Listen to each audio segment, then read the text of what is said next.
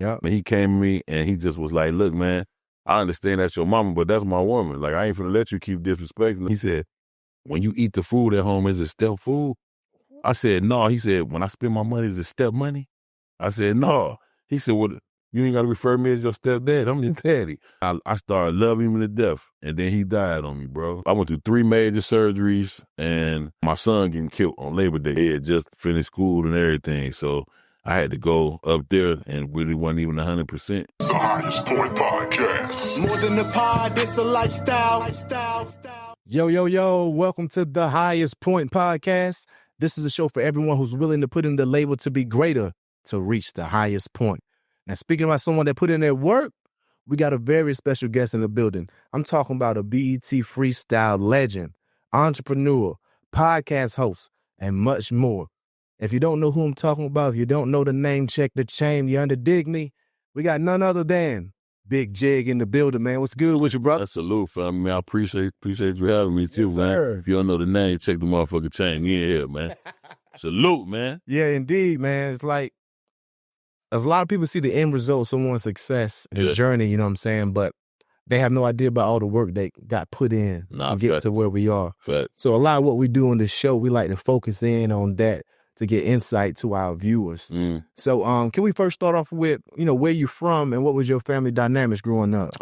Man, I'm from Chicago, actually, you know what I'm saying? South Side, Chicago and Indiana. Basically, I rep them both. Man, I come from a good background, you know what I'm saying? My mom, you know what I'm saying? I came from pretty much a 2-parent, back of a home, you know what I'm saying? Like, my real dad wasn't around, but my stepdad was around, so I still was in a two-parent home, you know what I'm saying? So, I can't be like a lot of cats. A lot of you motherfuckers be flugazing, be trying to tell people, oh man, I'm from the mud with it, blah, blah. Nah, man, I'm gonna keep it funky. Like, I was in the street, but I was in the street because I wanted to be. Right. It wasn't because I ain't had no choice. Now, salute to those that had to do it because they had no choice. Right. I had a choice, you know what I mean? My mama a Christian, you heard me? So I grew up in a pretty good home, you know what I'm saying? But I just wanted to be in the streets. Right. That's what it was. I'm just keeping it G, you know what I'm saying? I just wanted to be in the street. Yeah. Yeah, I mean, it's kind of crazy how sometimes in our culture, we kind of push that, okay, I'm from the streets. I'm from the trying to push that agenda. Like, I come from nothing. Like, hey, yo, at the same time, you kind of discrediting your parents. That's exactly what you're doing. You know what I'm saying? Like, when you know that they was holding you down, you just made some different choices yourself. That's a fact. You chose to be in the streets. You're not from there. That's a fact. I chose that shit, you know? It's a salute to my mom, too, man. My mama's still here. She's 78 years old. Awesome. I love her to death. You know what I'm saying? Yeah, man, that's dope. Now, because I know you said your step-pops was in your life, but your biological dad wasn't in there much. Right. I'm a stepfather myself. I always kind of wonder with you growing up with a stepdad, what type of headbutting that you guys grew up into, or did you ever have that point where they say it's always a point where a stepchild may say, you ain't my daddy. You ever had that moment, you ain't my daddy? Yeah, I did, man. I think everybody had that moment. You know what I'm saying? Like, he was, man, dude, I can't say enough good shit about him, man. He was such a profound dude, man. Like, I used to watch how he do my mom. Like, he kind of taught me how to treat women.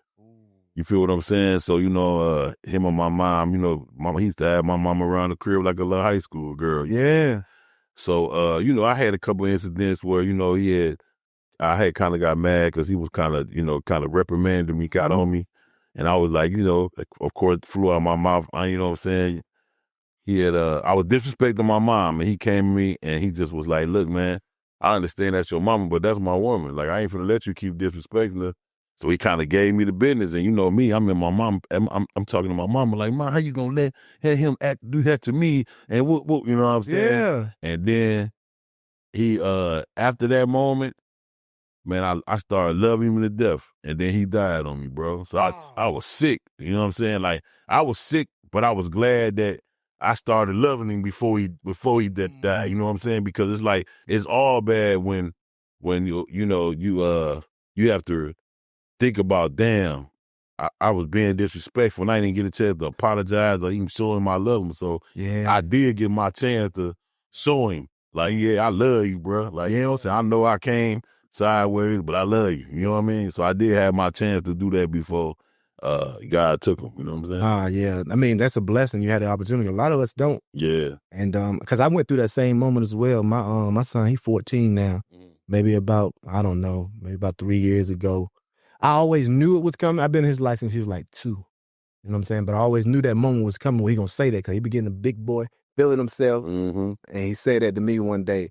But that didn't faze me. That didn't impact me of not wanting to be there for him, because I always was prepared for it. But, you know, with you thinking hindsight, to other kids that's out there growing up with a step pops that's in their life consistently, you have any message that you would maybe say? Man, at the end of the day, man, just even me being a dad myself, you know what I'm saying? Anybody can be a father, but everybody can't be no dad. You know what I'm saying? Like, you know, a dad is somebody that you see all the time, that's there for you, that's there with you, that's Right. you know, that's taking care of you for real. You know what I'm saying? Not just somebody just paying child support. Right. I mean, because you getting told by the system to pay the bill. It ain't like you doing it because you really want to do it. Shout out to the ones that do it because they want to do it. But you know what I'm saying? If anything, man, I tell anybody, man, whether it's your stepmama or your stepdaddy, man. One day I said that to my stepdaddy. It just made me think about it. One day I said that to him, and I was introducing him to somebody like, yeah, this is my stepdaddy. So he pulled me to the side. He was like, son, let me tell you something. He said, when you eat the food at home, is it step food? I said, no. He said, when I spend my money, is it step money? I said, no. He said, well, you ain't got to refer me as your stepdad. I'm your daddy. I said that. I took that for life when he said that. I was like, damn. I never thought about it until he made it clear. He was like, man, this ain't no step money. This ain't no step food. So you ain't got to never. You're a real one, Dad. He like, you ain't never got to refer me as your stepdad, bro. I was like, wow. Yeah. There ain't no playbook on that stuff, though, man. It's like you just figure it out as you go. I know he probably felt away because I'm in that same situation. I don't know really what to be saying sometimes. Like, I just know I'm here for this child every single day. I don't know these labels. I consider myself like his dad. He got his bio dad. He got me. You know what I'm saying? It's like he got 2 daddies. So that means he got a one up on a lot of people if he just take it that way. You know especially if they both got. See, the thing about kids, man. Yeah. If they got a good stepfather or a good stepmama, and they got the other biological parent, that's you winning. As a kid, you winning. Especially like that. Especially if they both in your life. You got your real dad in your life and your stepdad in your life. You got your real mom in your life and your stepmom in your life. You winning. Yeah, you win. You're really winning. Yeah, you know what I'm saying? Sure. So, you know, we're talking about, you know, how you're growing up and all that. You know, sometimes as boys or men, we can be very stubborn. Yeah. Like, you know, you had those productive parents in your life, but you still took an option to deal with streets as well. Yeah. So can you tell me about a moment where when you were growing up, where you were hard-headed and had to learn a valuable lesson the hard way? I was in Indiana at the time. I went to Chicago, kicked it with my partners, and you know, I really wasn't supposed to be out there no way. But, you know, I went on and went, and then we had went to see these girls, and then my buddy who car we was in, it was my other partner's cousin. And we put up at the girls' house, and next thing you know, we in the wrong hood, you know, because, you know, I'm from the GD hood. So they was from the BD, we was in the BD hood, you know what I'm saying? So they seen us over there, and, you know, they was like, yo, man, you know, my boy had his hat cocked to the right deep. Yeah, man, TD. I'm like, man, don't do that over here, bro. I like, you know what hood when you ain't cool out. Right. He like, man, you know, fuck them, man. I'm like, all right, bro. I ain't got no hat on. I'm like, all right, bro. So now they pull up, and when they pulled up, they like, hey, you know what I'm saying? Whoop, whoop. Like, where y'all from? We like, shit, Joe. You know what I'm saying? I ain't say nothing. He was like, shit, nigga, dude was like, nigga, BD. My homie was like, shit, nigga, Genie. Nigga. I was like, dog, what you doing? Right. So he like, oh, no, man, y'all in the wrong hood. He was like, what about you? I said, hey, man, I'm just chilling, bro. You know what I'm saying? I said, we came to see these chicks. Yeah. Y'all got to get the fuck on from out here. So they left. But then when they left, the police pulled up, and the police pulled up with our other partner who drove with his dad in the car. So my homeboy who car we was in, his dad was in the car with the police. He jumped out the car. The dad jumped out the police car and was like, and all of a sudden, my boy cousin who Kobe was in, ran. Yeah. I'm like, yo, he was like, was that my son? I'm like, and then he was like, yeah, that's my son. This is my damn car. I'm like, oh, this nigga done took his daddy car? So this nigga took his daddy car. We didn't even know. So we riding around in the car that his daddy done already called in, like, got took. Yeah. So now we look real fucked up because the little BD niggas over there was like, yo, we don't want y'all over here no way. Right. Like, now y'all really, like, we on y'all ass now because y'all got 12 over here. Got a block high. Got the block high. So now, boom. So now, you know what I'm saying, we looked up, me and my partner, he steady want to talk shit. I'm like, bruh, nah, man. They was like, man, y'all better get the fuck on. I was like, man, you ready? Took off running. Now we running, you know what I'm saying? So now we hear, flacka, they busting.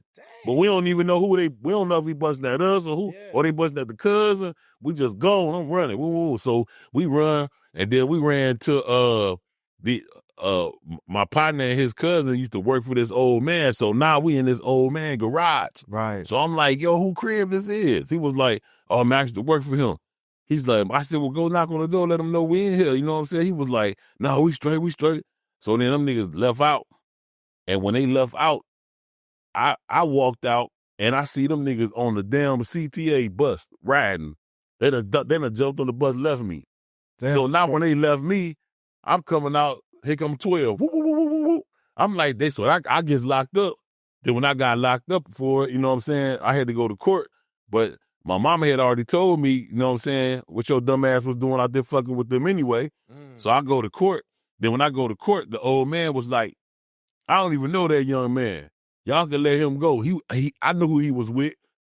So I don't even, so the old, shout out to the OG. I don't know who it was. I forgot his name, but the OG was like, nah, man, y'all can let him go, bro. Yeah. I was in Cook County. They locked my ass up. You did what I'm saying? You was lucky you got that. Yeah, they locked my ass up. So I didn't get in no bullshit behind it, you know what I'm saying? But that was a lesson that I learned.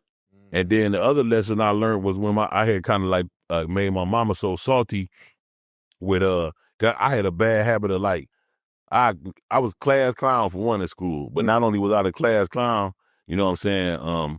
I would do shit like Friday, because I played ball and shit, so, you know, I had games on Friday and shit like that, but instead of me coming home Friday, I'm going to kick it with my partners and my cousin at their crib for the weekend. Right. So I ain't even go back to the crib until like Sunday. Damn. You know what I'm saying? So I had to go to school, so my mama got tired of that shit, man, and she threw my ass in this boys' home for a little while. Mm-hmm. So I was in the boys' home, you know what I'm saying? I had to stay in the boys' home for a little while, man. Then I finally got it together, you know what I'm saying? And I was like, man, let me quit playing. So right. that was it for me. That was the last straw. When mom threw me in that boys' home, I was like, she ain't playing with my ass. Right. She done put your ass out the house. It's a wrap. I'm like probably like 16, 17. Threw my ass the fuck out. Hit me in the boys' home. I was like, fuck. Yeah. Hey, but you got it together. You know. Yeah, I did. It's hard-headed. You had to learn the hard way, but you learned. A lot of us keep bumping our head over and over until we in the grave or in that jail for 20 years. You know what I'm saying? So that's dope that you figured it out. And a lot of people tune in like, look, if you already had some hard times and you still out here, you don't have a lot of opportunities. Don't let any more pass you by. You know what I'm saying? And you know the crazy thing about it, the two cats that I'm telling y'all about, the one who stole his daddy car, he dead now. And then the other nigga got 95 years. See? Real shit. The other nigga got 95 years for killing 3 dope fiends. And then the other nigga dead. Choices, man. And I'm still here. You feel me? Still here. Shit crazy. Yeah. I was like, damn, when I found out, because my career was kind of moving around when I found out about my boy catching that 95 pack. I'm like, damn, this nigga got 95 years? I'm like, what the fuck he do? So I ended up talking to him, you know what I mean, on the net. He was like, yeah, man, I had to, they saying I killed three dope fiends. I'm like, damn. Yeah, that's horrible. That's horrible. Now, also, you know, with you moving around, I can see that you collaborating with major culture pushers like Gillie from $1 Million Worth of Game. Oh, man, shout out to Gillie and Wallo. That's my partner. Yeah, that's what's up, man. Now, how do you navigate and cultivate relationships like that? Because a lot of people see you doing that, talking, like how can you even chopping it up with these people? Man, because I've been in the game so long, you know what I'm saying? So, that being on 106 Park shit back in the day when I was Freestyle Friday champ, I kind of got a chance to get cool with a lot of execs at the labels, a lot of dope-ass producers, big dog producers, and a lot of artists, you know what I'm saying? Because, especially somebody like Gillie, Gillie was popping, rapping. Right. Him and his little squad major figures. For sure. They was popping back in the day. So I had I was going back and forth to Philly, and I was going to this studio called the Batcave in Philly. And every time I would go in there, Gillie was in there. So I was like, damn, man, you know what I'm saying? Gillie and this bitch. I'm like, so I just said, fuck it, you know what I mean? I'm going to get cool with him. So I started going over to his sessions and chopping it up with him. Like, then we just stayed linked. We stayed linked, man. I've been knowing Gillie about 20 years. Wow. Yeah. That's crazy. Also, we got this Ugly Money Music Summit going on. Have you ever attended one of those? Yeah, I always do it. I do them every year because I have my own stage, the Universal stage I be running. Oh, you know what I'm saying? So shout out my little brother, man. Ugly Money Nietzsche, Ugly Money Summit. Got my dog Jim Jones gonna be through there. You know what I'm saying? Shit like that. Yeah. Now, what can we kind of expect? This is my first one going to. So, like, what's the vibes like? The vibes is crazy, man. Like, this is the first time he moving it. Like, it used to be at this spot called the Atrium when it was like 3 clubs in one, and it's like 3 different stages. So you would have a main stage, you would have a Universal stage, and then you would have another stage, and I usually run the Universal stage, and then he'd have a little Boosie stage. So it'd be like a rotating thing where if you end up in the top 10, you go to the main stage, or whoever end up from out of the Universal stage might end up at going to Boosie. Got it. You know what I'm saying? And so it was just a situation where he kind of rotated around. He had Boosie one year. People went to go see Boosie. Then the one year he had people go see Gunna. The one year he had people go see Moneybagg. You know what I'm saying? So it was just giving the opportunity for a lot of artists to try to get situations. You know what I'm saying? That's hard. He locked in. Yeah, he definitely locked in, man, for sure. So I'm going to transition to this segment we have on our show called Who You Rocking With. Mm-hmm. I'm going to give you 2 options. It don't mean you don't like the other, but like, okay, I would listen to this person first. I would listen or I would watch this show first. Just let me know who you rocking with. So, who you rocking with?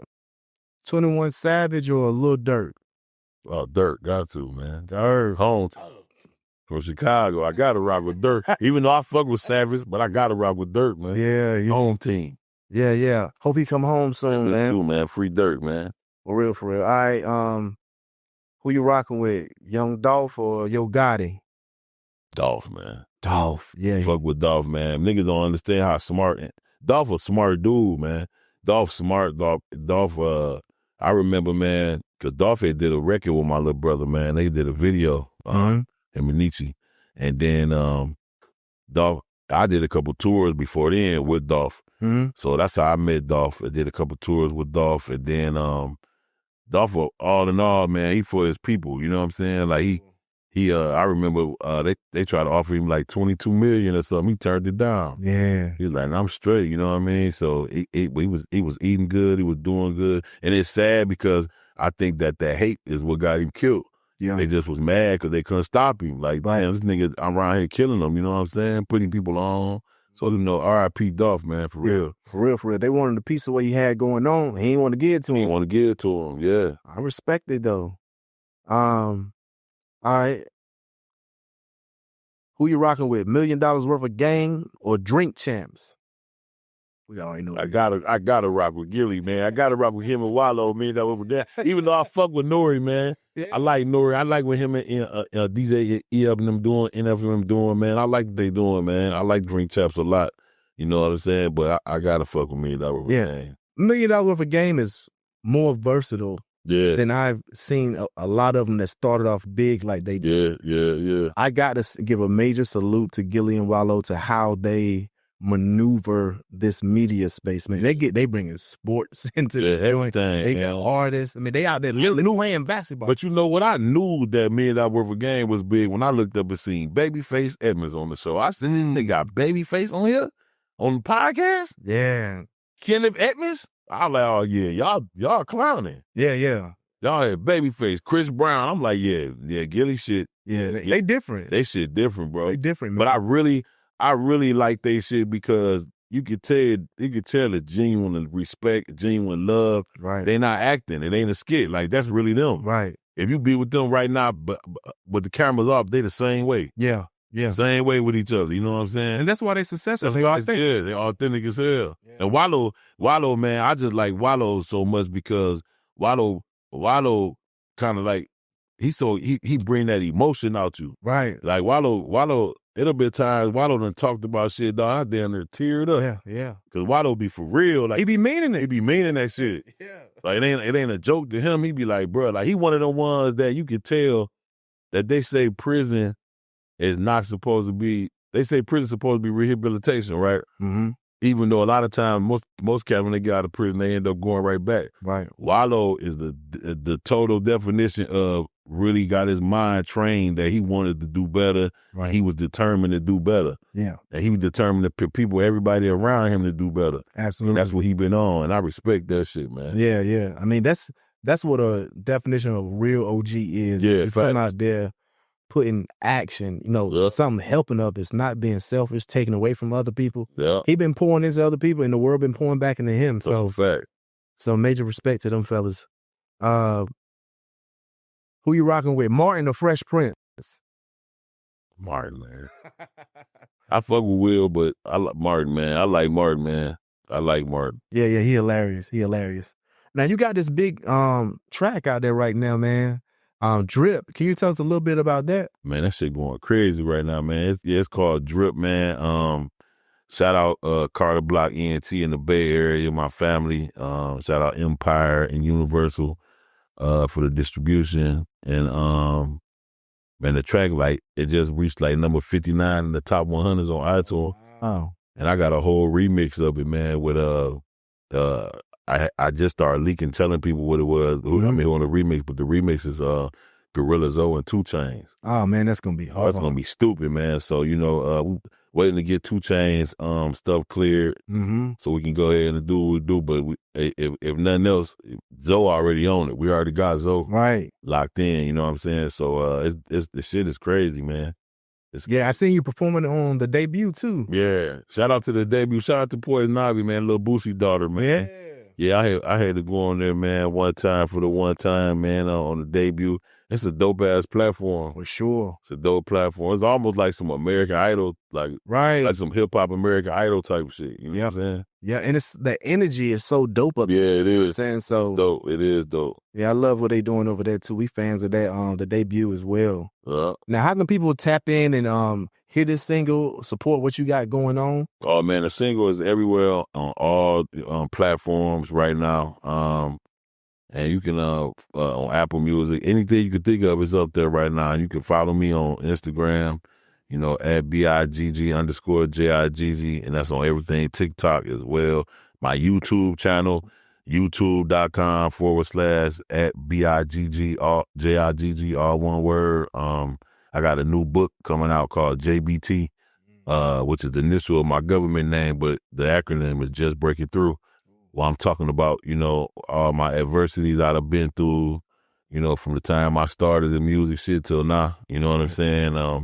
All the shit that it took me to get noticed, get recognized, and all the obstacles that I went through with, health problems to surgeries to all kind of shit, man. You know what I'm saying? That I done been through to have to bounce back. Yeah. You know what I'm saying? So, within like the last 8 months, man, I done been through, I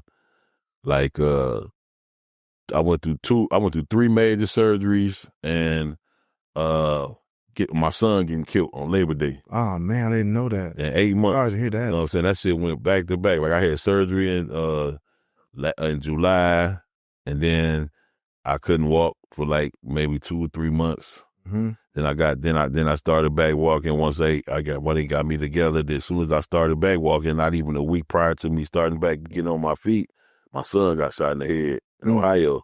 How old was he? 18. Yeah, he had just finished school and everything. So I had to go up there and really wasn't even 100%. Yeah. Then I came back, and then when I came back home in September, I had threw a big ass my celeb birthday bash I threw every year. That shit was sold out downtown in Buckhead.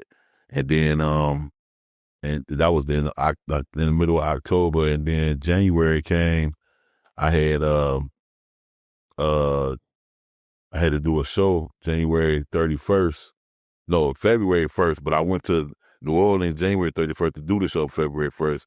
So when I got to New Orleans at February 1st, I was hurting so bad, I had to cancel out. And I was in the Airbnb, was hurting so bad, I had to cancel out the show and get them their bread back.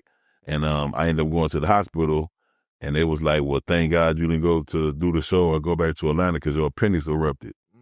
So I had to have major surgery. You know, I had to go in and cut my abdominal open and all that crazy shit. And I ended up staying in the hospital from February 1st till March the 6th. So I stayed in there for like 34 days. Yeah. And then I flew back home, and shit, I've been up back at it ever since I got back home, even though I wasn't supposed to. But I was like, man, I can't. Yeah. I gotta keep going, you know what I'm saying? So I'd have been through some shit, man. You know what I'm saying? Definitely. And fast too, like, you know what I mean? This shit, all this shit I'm talking about was under a year. Right. Under a year, man. You know what I'm saying? You imagine going through 3 different surgeries. Right. And then you losing your kid and still out here grinding. That shit crazy. Yeah. Yeah. That's still crazy. Shit crazy, man. Yeah. And sometimes that grind is a coping mechanism. Yeah. To try to keep your mind off of that pain like that. And I know that's something because Gillie lost his child in a tragic way is like that as well. Yeah. Anything you guys He was the first person to call me when it happened. When I had posted, Gillie hit me like, bro, I said, man, I know exactly how you feel, bro. Yeah. You know what I'm saying? Like, it was crazy. Yeah. Yeah. Well, I definitely, you know what I'm saying, major condolences to that man. Can't nobody speak on to how that can feel except someone that went through it. Yeah. And hopefully you guys' relationship can help you guys keep your son's name up in a high way, you know what I'm saying, from that negativity, and also be a message to other kids as well. But yeah, man, that was dope. I actually had a random question to you. I had these random questions as well on the show. I don't know if you've seen this whole back and forth thing going on with Remy Ma and Papoose. I didn't notice that. Man, I know Pap and Remy for real. You know what I'm saying? Yeah. I don't respect Rim though. Only reason why I don't respect Rim because at the end of the day, it don't matter what you say about Pap. Pap still held you down, man. Yeah. You know what I mean? Pap held you down. Pap went and seen you every day for a couple years. Facts. You know what I'm saying? So, you know, whatever you got going on and what you saying at this point, that don't even matter, man. Because I can't imagine that even though Pap, I feel like Pap upgraded by fucking with Clarissa. I do. I feel like he upgraded, but I know that shit still probably hurt. Oh, for You know sure. what I'm saying? Because come on, man, you been holding somebody down, you know, and especially being a man, you already have pride issues anyway. So you done held somebody down that long, and then they get out and they on this shit. And then Pap, the thing about it with Pap is, Pap been quiet the whole time. Right. He wasn't saying shit. Right. So now he just like, look, I'm tired of holding it. Fuck it. Like she want to keep going there, and now I'm gonna say what I gotta say. Yeah. So now she's saying this shit. So now, but I don't want to see him go into no back and forth shit with her. Right. Because what she gonna do is start making him look corny. Exactly. You know what I'm saying? Because the women fuck with Pap behind the fact that he held her down. Right. So, but I think him going back and forth with her, if he don't stop it, it's gonna make him look 100%. He need to go and pull out right now. Pull out, yeah. Like, you got Clarissa, dog. Right. Pull out. And then you got the heavyweight champion of the world. Yeah. Yeah. And she bad to me. I think she's sexy. Yeah. Yeah. She bad. You know what I'm saying? You know, she's younger. You know, they can start a whole family together. Yeah. I think he just go ahead, get that divorce done. Go ahead and move with your new lady. Yeah. She seemed like she rocked with you. Also, she done went through relationships where her engagement didn't work, so she going to appreciate a man that's solid like him. Yeah. He's proven, you know what I'm saying? Yeah. So he don't need nothing else to prove. He need to go and pull out that conversation. That's the only thing that I saw recently. I'm like, yo, he don't need to go back and forth with her. Nah, I wouldn't go back and forth with her no more, because you can tell she butthurt. Yeah, yeah. Just already butthurt. She looking at Clarissa like Clarissa one. She nice piece. Yeah. She got more money than you. Yeah. She got probably more fans than you. Yeah. Like the shorty is doing way better than you. So Right. it's like, you know what I mean? Like, I ain't finna say and go back and forth with you. If this thing right here next to me looking, Ain't no need. ain't no need. Ain't no This need. speak for this speak for it speak for big volume. Right. For real, man. But yeah, man, it's been a pleasure tapping in with you, man. We got a lot of game from you today. Everybody, make sure you tune in to what he got going on. Follow him on all social media. I'm looking forward to seeing you out there in the Music Summit tomorrow. So yeah. So until next time, you guys hold it down. Don't let it hold you. And you know it is, boy, Bigg Jigg. You dig? The Highest Point Podcast. More than a pod, it's a lifestyle.